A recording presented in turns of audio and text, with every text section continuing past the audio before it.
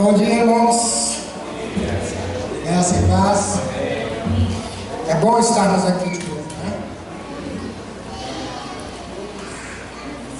Antes de ler o texto, em Lucas capítulo número 7, eu gostaria de dizer uma coisa para os irmãos. Eu fiquei muito feliz quando eu cheguei aqui agora de manhã e vi aquela mesa ali com bastante roupa, colchão. Igreja é isso. E é bom quando a gente não trata a igreja com limitações. Eu tenho meus 10%, eu não faço mais nada. Já está bom. Não, eu já fiz isso, não preciso fazer mais nada. Irmãos, quando Deus tocar no seu coração, fala, passa nas Casas Bahia, compra alguma coisa, compra um guarda-roupa, passa na Casa Bahia e compra um guarda-roupa. Se ele falar para você, não, vai na Tok Stock e compra uma mesa. Vai na Tok Stock e compra uma mesa. Sabe por quê? Porque ao generoso nada falta. Deus é bom.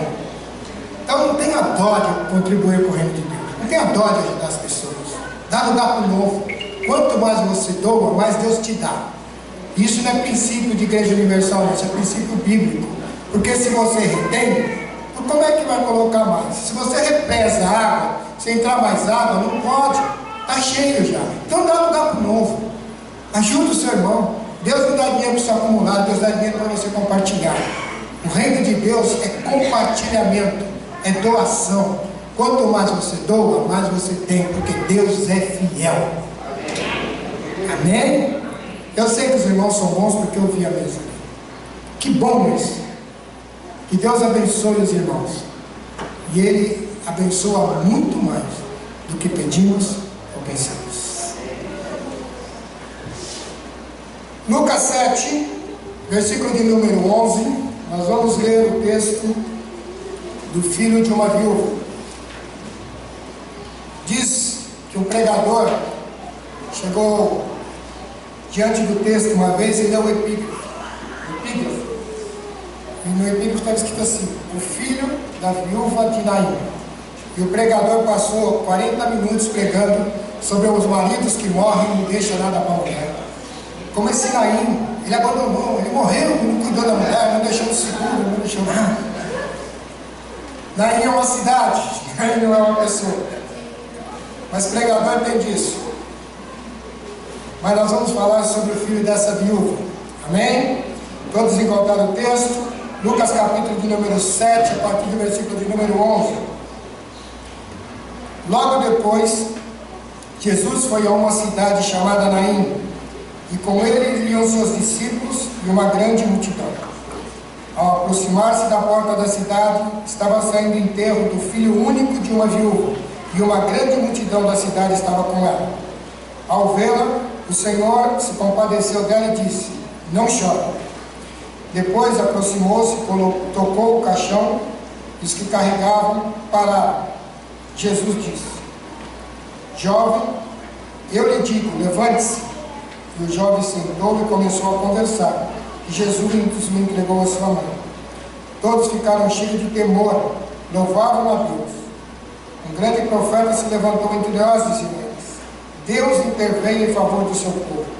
Essas notícias sobre Jesus espalharam-se por toda a Judéia e regiões circunvizinhas. Esse texto é bastante interessante, porque nos fala de uma situação muito triste, muito doída, aonde Jesus vinha de uma situação aonde ele havia encontrado um homem que disse assim: ó Senhor, eu tenho um servo que está doente, e eu sou um homem de autoridade, e eu digo para ele vai, vem, ele vem, e olha, eu vou te dizer, eu não sou digno de sentar embaixo do meu teto. Mas se o Senhor disser apenas uma palavra, eu sei que o meu servo será curado. Jesus disse: nunca vi tanta fé em Israel. E voltaram à casa do homem, e o servo dele estava curado. E aí na manhã seguinte, ele vai para essa cidade chamada Naim. E aí, depois desse milagre, a multidão ia aumentando para seguir Jesus. Jesus estava chegando na cidade, com uma grande multidão seguindo, e vinha saindo um velório. Uma mãe que havia perdido o seu filho estava saindo da cidade com uma grande multidão seguindo aquele enterro. E Jesus para aquele ato fúnebre, olha para a mãe e fala: não chore. Brincadeira, né?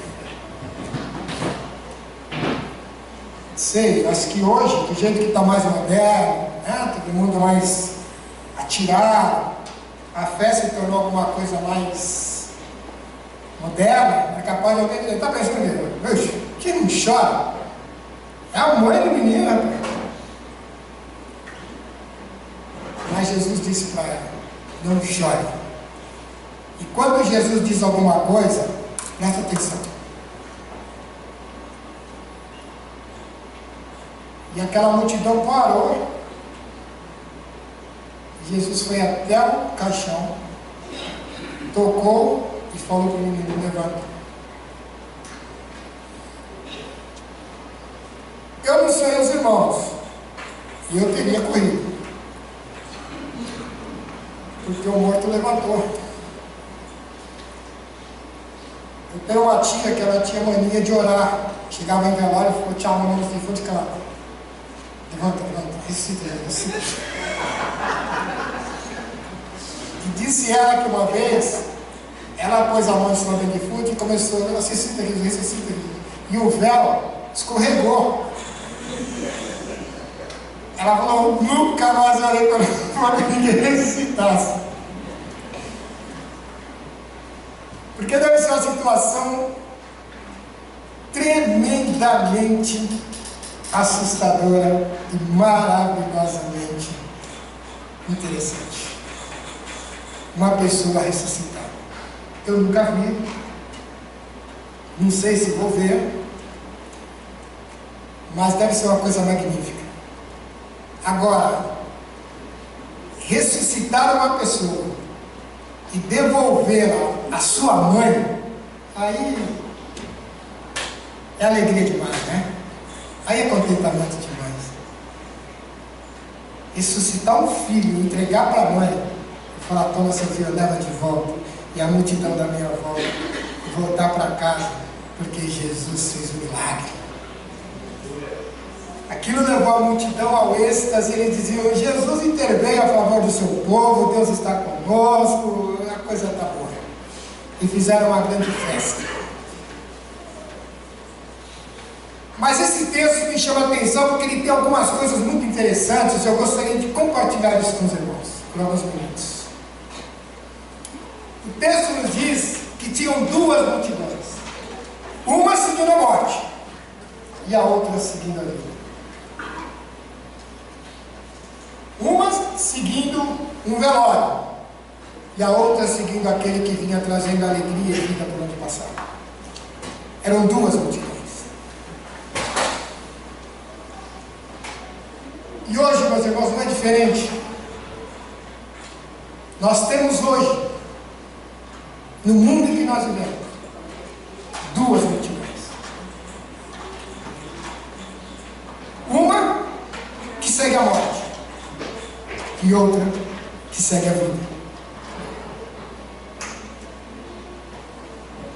E essas multidões, elas estão entre nós, diariamente, a todo instante, a todo momento, nós nos deparamos com pessoas seguindo a morte e encontramos pessoas seguindo a vida.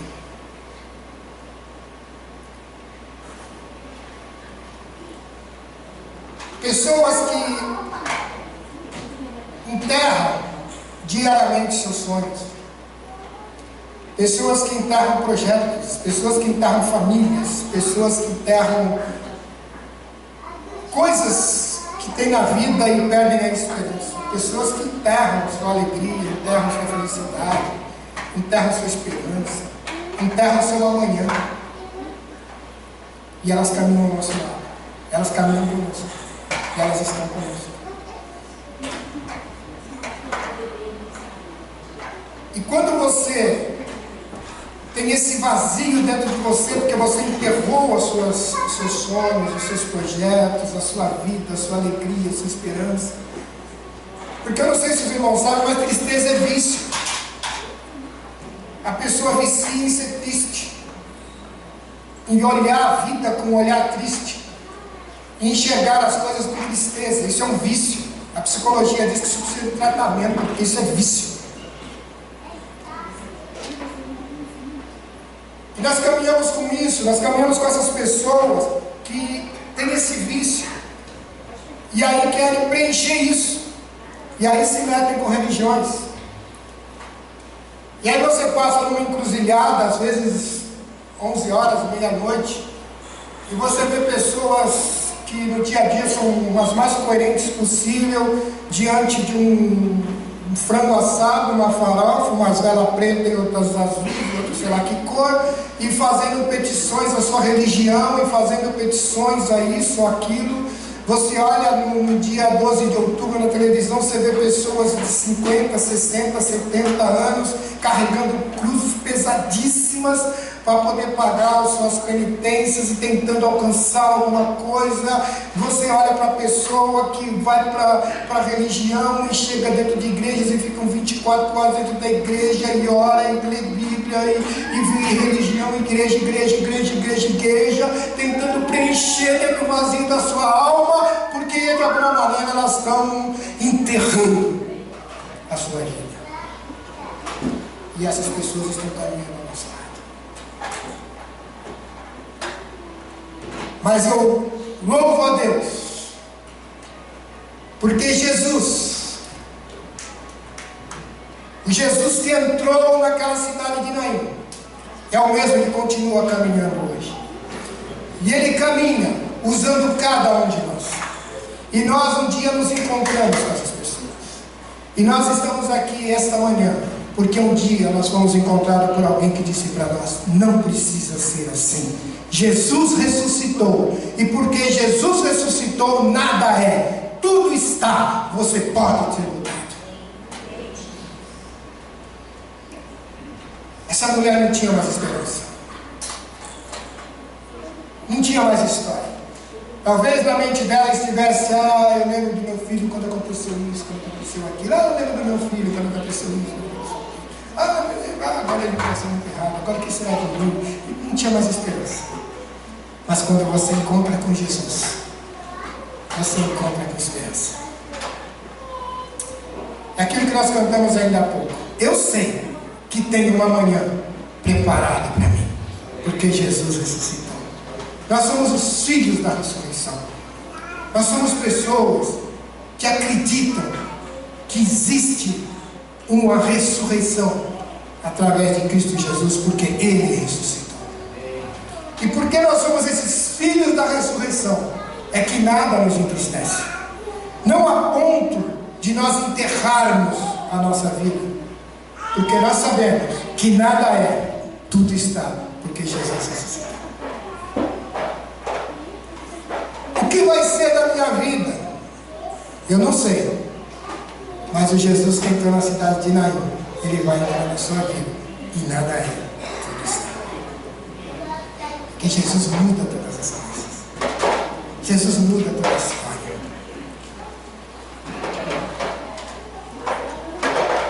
Nós vivemos uma vida que é muito comum a gente ouvir as pessoas falando assim: olha, se eu fosse contar o que Jesus fez, o tempo seria curto. Já ouviram isso? Eu fui criado em igreja pentecostal, na igreja pentecostal era assim: a paz do Senhor dos irmãos, eu queria dar um testemunho, eu não vou falar tudo que Jesus fez, porque senão não ia dar tempo. Vamos contar só uma vez.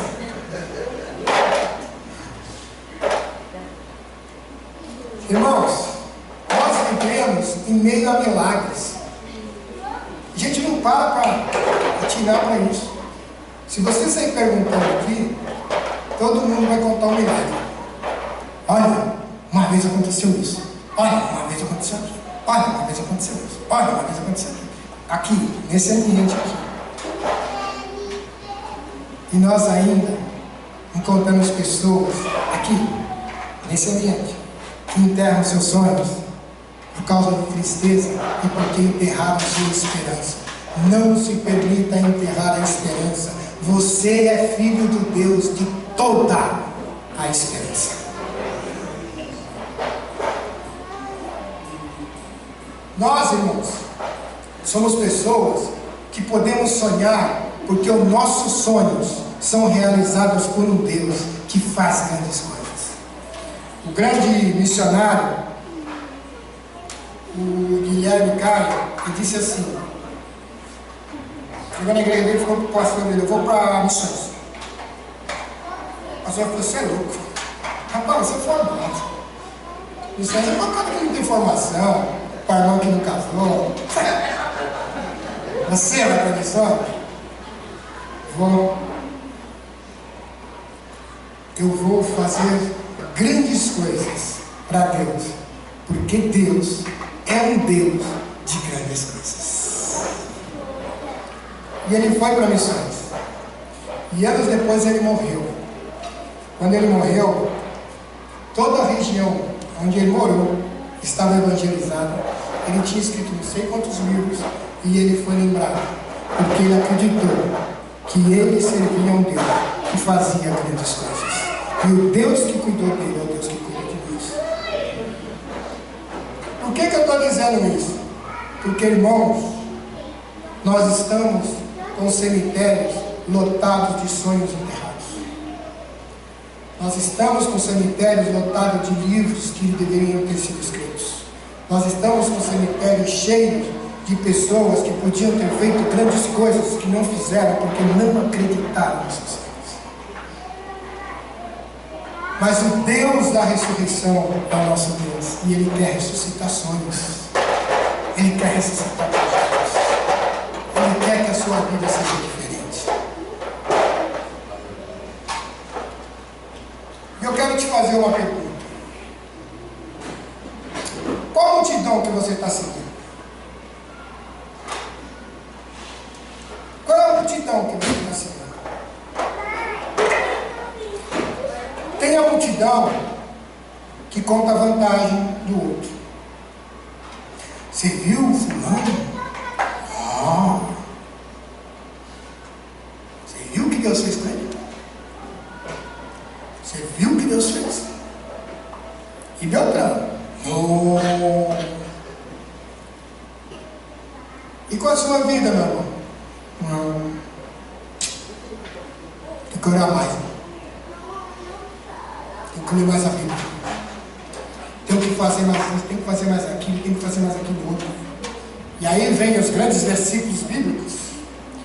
Deus ajuda quem cedo madruga. Faz a tua parte que Deus faz a dele. E aí nós entramos numa religião sinergista, aonde Deus faz um pouco, você faz um pouco, une as duas coisas e sai uma grande coisa. Eu quero dizer uma coisa para vocês. Lá no livro de Gênesis, quando Deus fez um pacto com Abraão, e ele disse para Abraão: corta os animais do meio, coloca aí no chão, eu vou fazer um pacto eterno contigo. A Bíblia diz que Abraão começou a chutar as aves dos céus e dormiu, e somente Deus passou entre os animais. Vocês sabem por quê? Porque o ser humano não tem capacidade para fazer pacto com Deus. Mas lá em Hebreus nós vamos encontrar a palavra de Deus dizendo: quando Deus fez uma aliança para jurar, não teve por quem jurar, ele jurou por si mesmo. Deus não precisa da gente para nada, Ele nos abençoa porque Ele quer. Coloca seus sonhos na mão de Deus, que Deus realiza sonhos.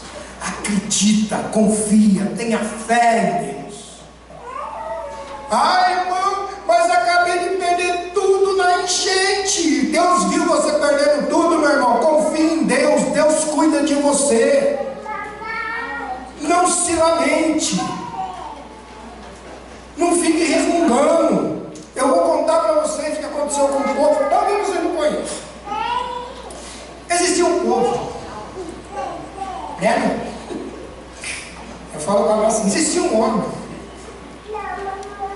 Existia um povo que foi escravo de outro povo por muito tempo. Apanhava e cachorro mato. Apanhava. E quando ele estava apanhando,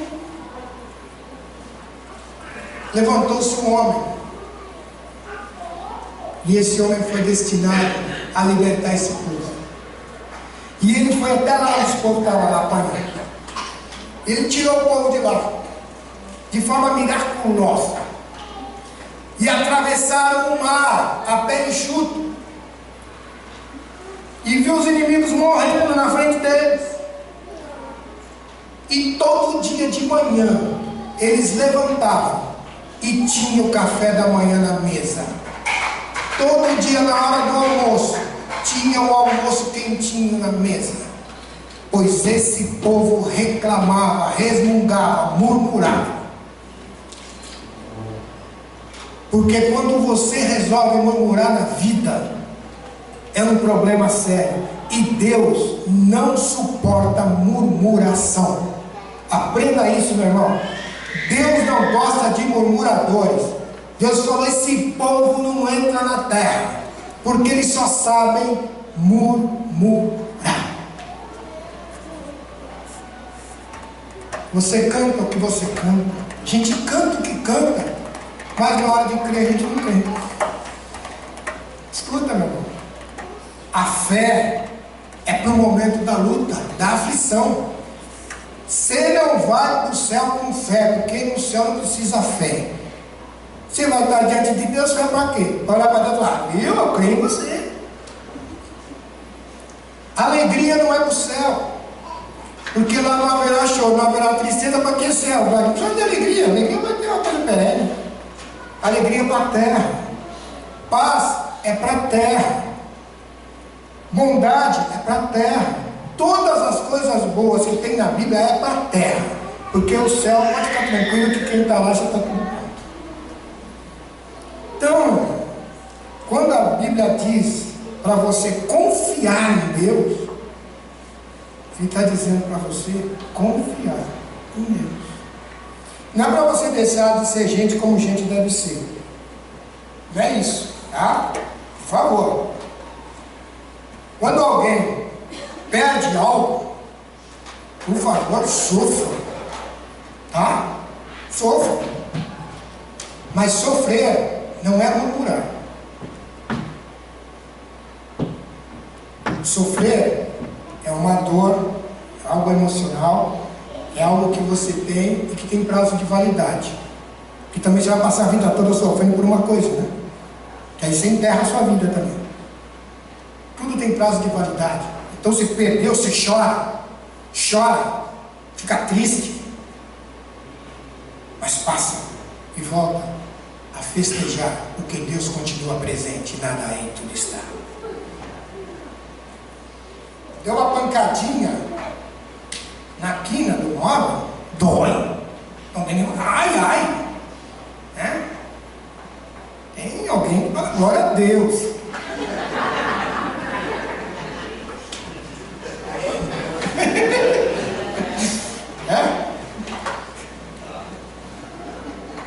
Diz os entendidos que esse glória a Deus vale como um nome feio.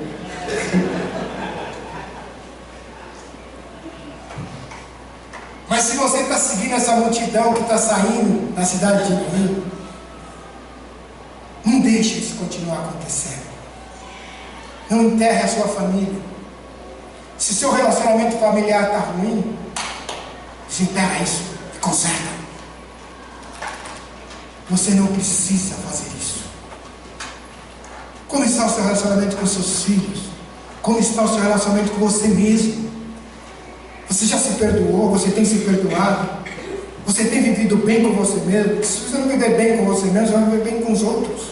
Deus te perdoou, perdoe-se também. Mas não viva atrás dessa multidão que está saindo de Naim, porque Jesus vai se encontrar com ela. Como está a sua esperança? Como estão os seus sonhos? Você não está acreditando mais? Ah, já foi, já tentei. Mas não deu certo. Eu quero dizer uma coisa para você.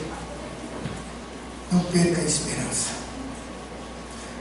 Deus que realiza sonhos, é o Deus que está na sua vida. E Ele que colocou o sonho no seu coração, Ele vai realizar esse sonho para a glória do nome dEle.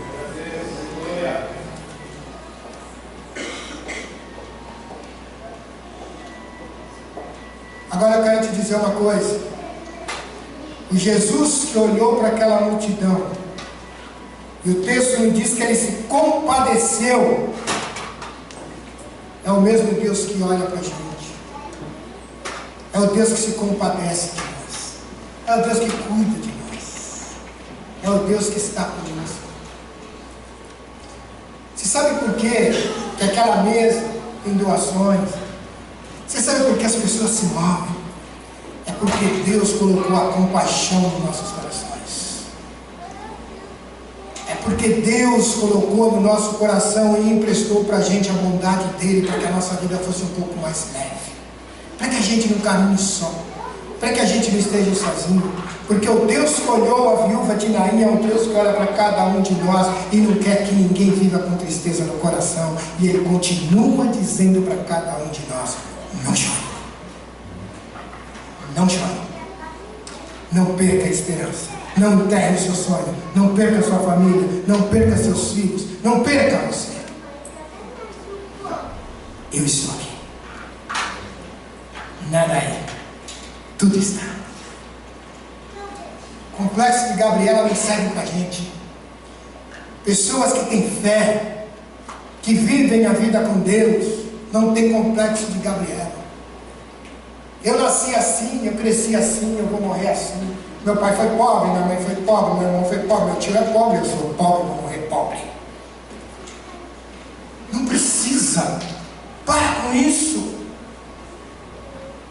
Por que não pensa diferente? O Temer é rico, o Lula é rico, o meu é rico também.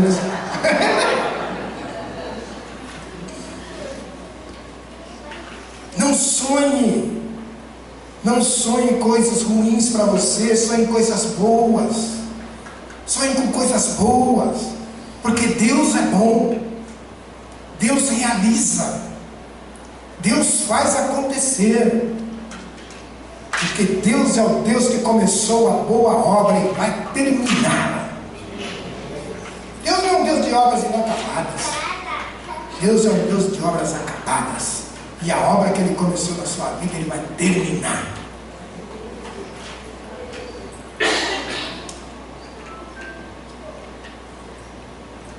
Sabe? O que faz a diferença na nossa vida, e o que faz de nós pessoas diferentes, não é que a gente, hora ou outra, cresce uma orelha, ouve Deus falar. Não é porque de vez em quando, né, a gente muda de cor, e aí as pessoas veem que nós somos pessoas diferentes. Não. O que faz a diferença em nós é a fé que Deus colocou nos nossos corações e que nós caminhamos a cada dia sabendo que nós podemos crer no amanhã porque Ele vive. Então a gente é diferente. Quem crê é diferente. Quem crê sabe em quem está crendo. Quem crê sabe por que está crendo. A fé não é um salto no escuro. Os filósofos gostam de dizer: a fé é um salto no escuro. Paulo diz diferente. Paulo diz: rogo-vos, pois, irmãos, pela compaixão de Deus, que experimenteis com a boa, perfeita e agradável vontade de Deus. E não vos conformeis com esse mundo, antes transformai-vos pela renovação do vosso entendimento. Sabe por quê, irmão? Porque a fé é uma coisa de entendimento. A fé, o nosso Deus é um Deus que tem história. O Jesus que nós cremos é um Jesus que tem história. Não foi alguém que falou salta no escuro. O Deus que nós cremos falou dessa mulher vai nascer aquele e vai pisar na cabeça da serpente. O Deus que nós cremos é um Deus que tem história com a humanidade. É um Deus que interveio na história, que morreu na cruz, e ao terceiro dia ressuscitou e vive. É esse Deus que nós cremos, é isso que faz a diferença na vida da gente. A nossa fé não é uma fé ingênua. Nós cremos com propriedade e nós sabemos que Ele está aqui nessa manhã. E da maneira como Ele tocou no filho daquela viúva, Ele toca na sua vida e diz para você: não chores.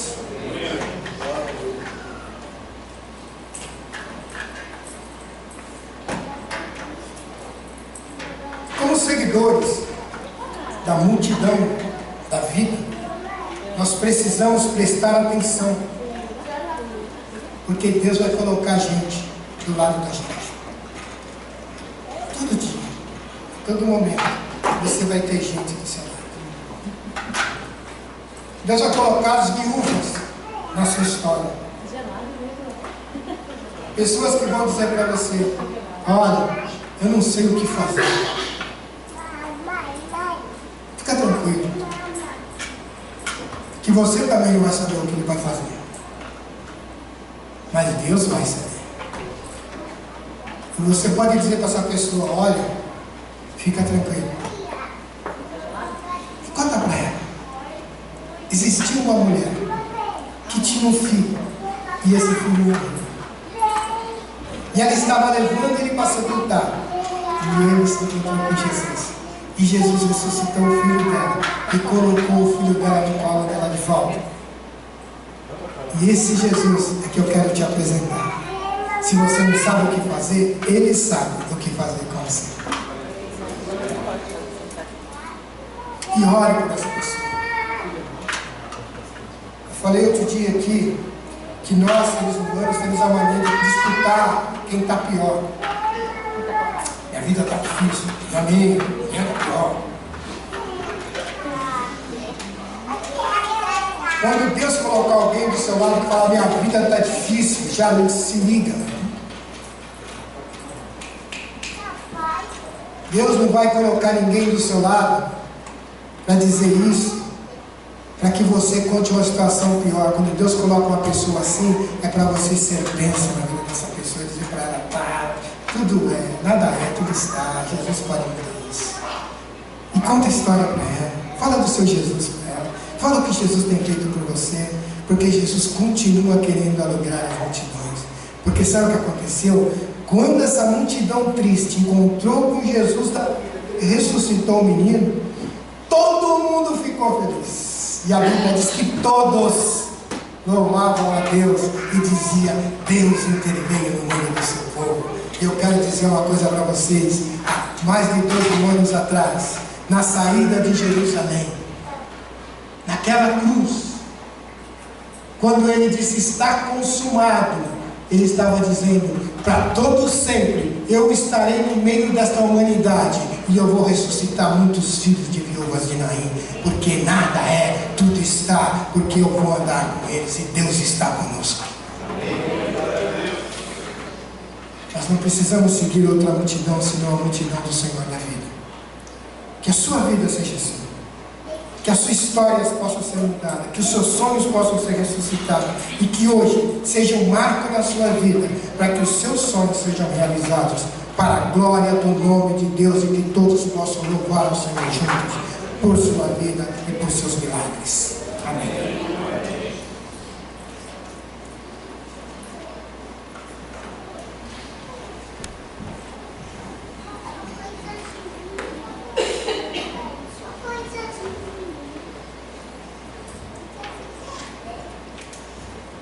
Queria convidar para a gente orar junto, ter um tempo de oração aqui. Queria te convidar, queria contar. Porque se nada é, tudo está, faz sentido a gente orar. Faz sentido a gente clamar, faz sentido a gente não se conformar. Faz sentido a gente levantar nossa voz e clamar para que Jesus faça o choro ser enxugado na sua vida. Porque se Jesus faz retroceder a força da morte, Ele faz retroceder toda a manifestação